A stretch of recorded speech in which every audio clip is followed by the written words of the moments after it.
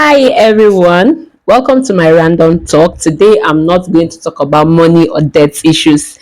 Today I'm going to quickly talk about parents decide on your children's legal name before it's too late. Hi, my name is Precious Toju, aka the Structure Lady. I'm a debt recovery lawyer, insolvency practitioner, and a credit risk analyst. What I do is to help businesses to recover and manage debts, and I work with finance providers to structure the lending process so that it can be better organized, legally protected, and more profitable. Today's random video, I'm talking based on the fact that recently I've had to write many appeal letters to embassies in respect of children's not being able to travel with the parents, discrepancies and differences in their international passports. And I just felt, let me share this. There could be one or two people out there that are making the same mistake. I need you to understand, as a mother and a father, or as a parent, that there is a difference between your child's legal name from your child's ceremonial name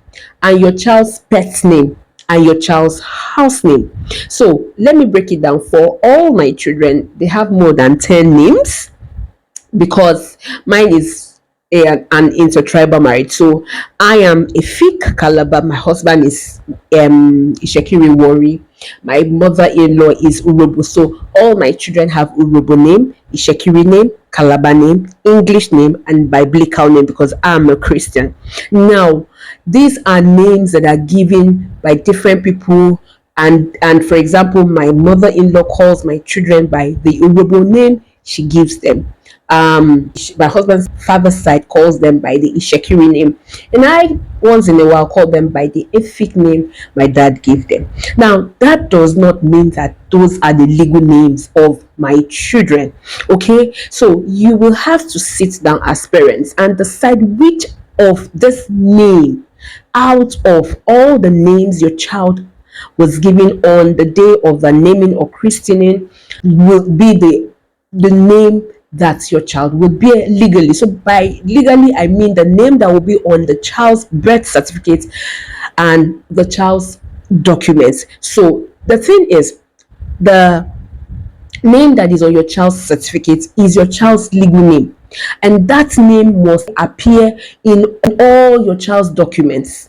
When I mean documents that will be relevant in the future ambition. So the primary school certificate must have the legal name, the common entrance certificate must have the legal name, the WAEC, NECO, whatever exams that they're writing, whatever certificates they're getting in life must have the legal name. There are circumstances where I've seen mothers will say, no, my child must have, especially for us that did not marry from a tribe, no, my child must bear a name from my tribe so that they will know it's, for example, an Efik woman that gave birth to him or her. Now, I have no issue with that, but where there is an issue is where that is not decided on time. You have to decide it in time, okay? And you do not do a birth certificate today and go and change it tomorrow, forgetting that their documentation that has been in that birth certificate. So if you have to do all of that, then you quickly do name change and back it up with whatever documents so that you can stop giving your children issues later.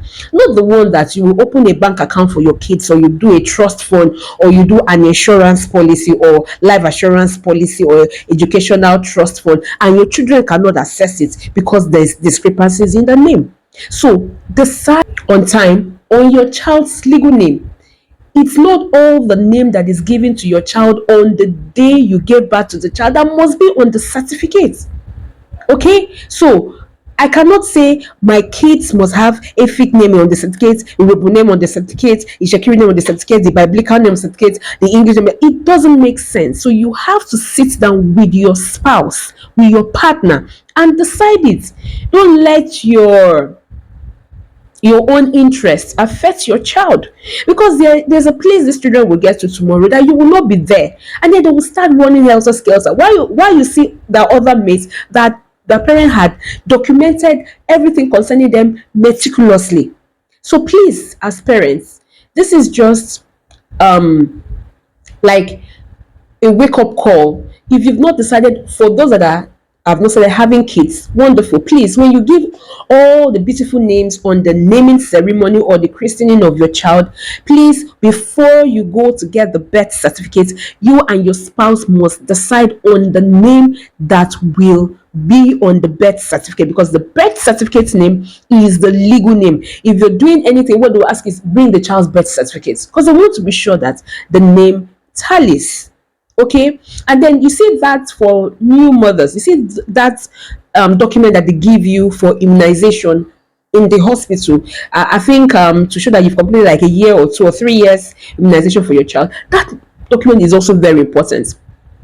When you want to travel or get your passport for your kids, ensure that the name on that health information is the legal name of your child. So, with these few points of mine, I hope I've been able to convince you, and not to convince you as parents and upcoming parents, that your child's legal name is different from the ceremonial name, is different from the pet name, is different from the house name, and your child's legal name is the name on the child's birth certificate. And as parents, as husband or wife, or living lovers or partners, as long as you have children together, it is your responsibility to sit down as the parent of those children or that child and decide on which name is going to be on the certificate, and ensure that that name is what is in all your child's certificates or documents that will be needful for your child tomorrow. Thanks. See you in my next random video.